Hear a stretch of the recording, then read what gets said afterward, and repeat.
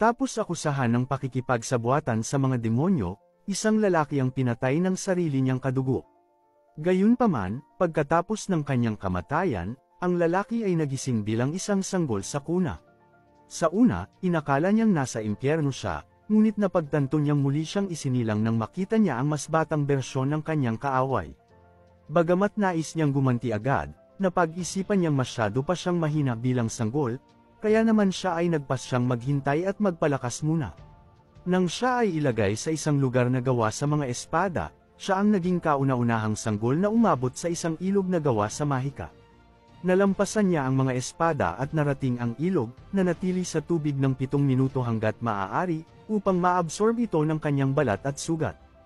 Nang siya ay kinuha na ng kanyang kaaway, napansin itong tumubo na ang kanyang mga ngipin mula sa karanasang iyon. Nawalan ng malay sa sandaling iyon, nagising siya sa isang kwarto kasama ang iba pang mga bata.